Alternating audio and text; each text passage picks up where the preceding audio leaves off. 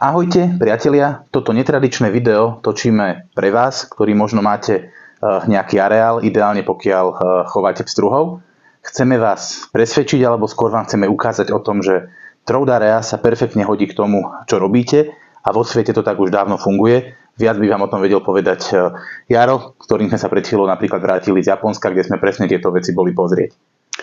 Tak ako hovoríš, tým, že my sa venujeme obchodnícky rybárčine už takmer 30 rokov a zároveň sme pretekári, tak máme možnosť vidieť aj to, čo sa deje vo svete. Tento biznis dávno pochopili krajiny, ktoré v tomto sú na vrchole na nášho rebríčka, ako sú Japonci, Taliani, za dobrých časov Ukrajina, Rusko, kde sa chodievalo chytať a naozaj na vysokej úrovni. A je to jednoduché, chovatelia rýb alebo majitelia rybníkov pochopili, že Troudarea je pre nich prínos. Je to jednoduchá vec, kde je pridaná hodnota, kde sa dá zarobiť viacej peňazí.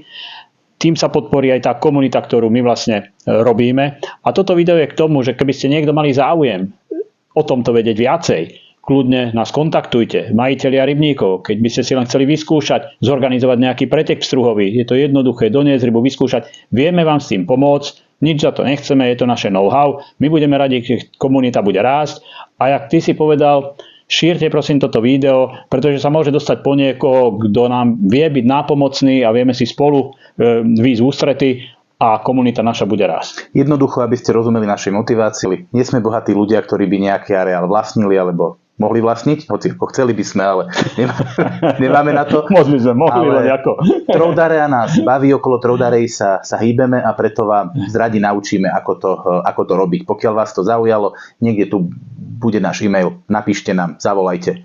Je to jednoduchšie, ako sa zdá, a preto to aj pochopili tí ľudia, ktorí vlastnili rybníky a chovali ryby v zahraničí, že k tomu nepotrebuje veľa, aby ku svojmu biznisu vedel dať pridanú hodnotu. Pozrite si video, ktoré bude nasledovať a keď, napíšte nám, radi vám pomôžeme. Takže pozrite sa. Toto by mohlo zaujímať možno aj mnohých ľudí na Slovensku, nakoľko takéto areály som presvedčený, že máme. Možno ich zatiaľ ešte nepoznáme, ale toto sú miesta, na ktorých žije japonská Troudarea pre majiteľov podobných rybníkov alebo oblastí. Môžem povedať, že je to aj celkovo ekonomicky naozaj zaujímavý projekt, zaujímavý spôsob, ako niečo podobné využiť. Ak sa na to pozriete, v princípe je to obyčajná betónová vaňa, ktorá má dobre upravený breh, znamená, že na ňom môžete stať. Breh je takmer kolmý, hĺbka je okolo 2 metrov. Dĺžka nie je dlhšia ako 100 metrov. Šírka v tomto prípade môže byť tak 30, v tom prípade je to chytateľné z jednej strany. Keby bola dĺžka, teda keby bola šírka okolo 50 metrov, dalo by sa to krásne chytať z oboch strán. Ľudia sem chodia, sme na japonskom vidieku, zašití ďalej od väčších miest. Ľudia sem musia cestovať aj hodinu a pol autom. Napriek tomu je tu každý deň množstvo ľudí. Podobný rybník funguje z lovu pstruha dúhového, areácka komunita rastie aj u nás, ale aj rodiny s deťmi si radi chodia len tak zachytať pstruhov. Je tu mnoho rybníčkov, toto už je na dobudovanie ťažšie. Sú to takéto kade, ktoré proste majú buď prítok, odtok alebo cez rôzne okysličovače spravený prietok vody. A na týchto miestach sa pstruh chová, buď na to, že si ho neskôr nasádzajú na rybník, alebo ho chovajú komerčne, ale v princípe aj sádky podobnej veľkosti, ako vidíte, sa dajú využívať na pstruhové chytanie. Tento rybník možno poznáte z mnohých japonských videí, chodia sem testery mnohých relevantných značiek natáčať. Je tu veľmi čistá voda, naozaj priezračná.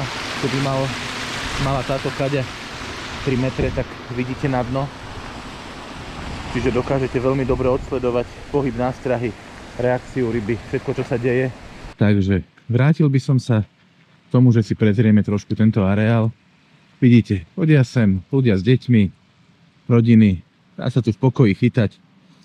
Je tu turnajová časť, je tu časť takáto. Strašne nám na Slovensku niečo podobné chýba.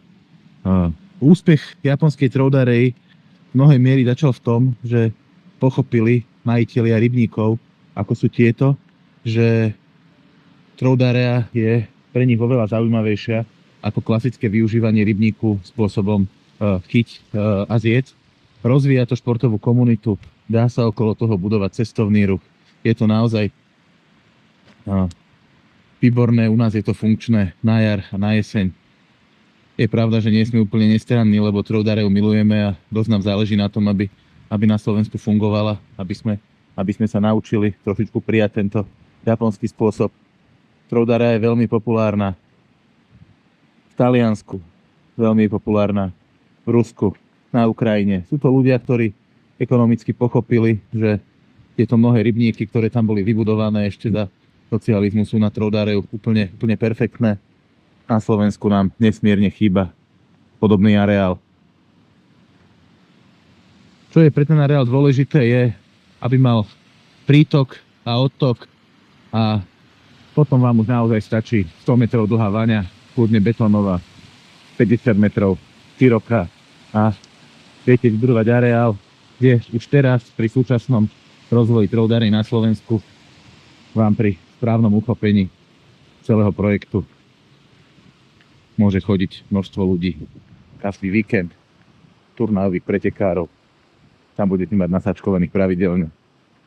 Niektorí sú milí viac, niektorí menej, ale v princípe sme celkom zábavná komunita. Len si na nás niekedy treba trochu zvyknúť.